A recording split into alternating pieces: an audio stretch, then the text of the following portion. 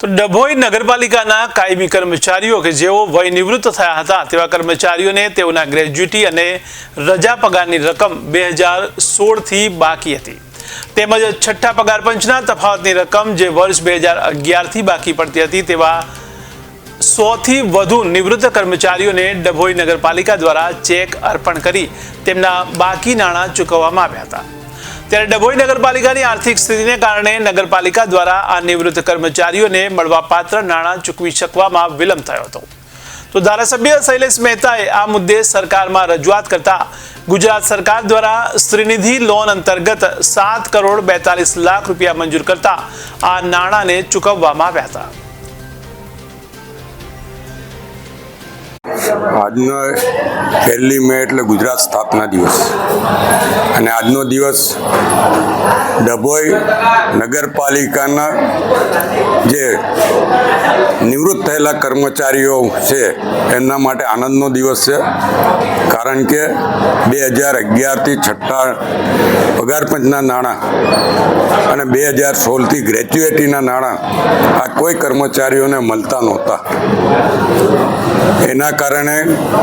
કેટલીક એ લોકોના જીવનમાં પણ તકલીફો પડી, એમના કુટુંબમાં પણ તકલીફો પડતી હતી।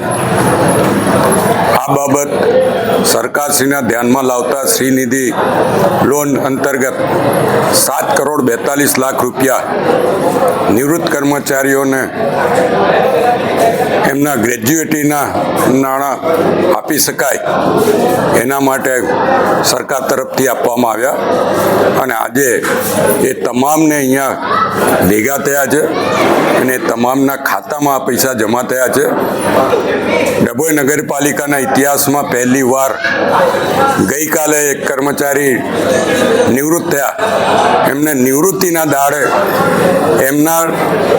જે નિવૃત્તિના લાભ છે તમામ લાભો એ જ દિવસે મળ્યા હોય એવો પહેલો બનાવ ડભોઈ નગરપાલિકામાં બન્યો અને એક આનંદ ઉલ્લાસથી ખૂબ જ આનંદદાયક રીતે એમણે નિવૃત્તિ લીધી। આજે પણ આપ જોઈ શકો છો 100 જેટલા કર્મચારીઓને એમના નિવૃત્તિના લાભ આજે આપ્યા છે,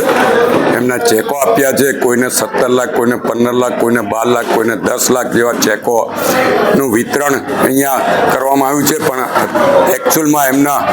એકાઉન્ટમાં પૈસા જમા પણ આજે થઈ ગયા છે આજની તારીખમાં અને એ લોકોના મોઢા પર પણ એક સંતોષ અને આનંદની લાગણી દેખાય છે। એ લોકોના આશીર્વાદ આજે નગરપાલિકાના હોદ્દેદારો પર વરસી રહ્યા છે, ત્યારે હું એ તમામને અભિનંદન આપું છું, શુભેચ્છા આપું છું અને એમને જે આ સામટા નાણાં મળ્યા છે એનો એમના કુટુંબના લોકો માટે સદુપયોગ થાય અને એમની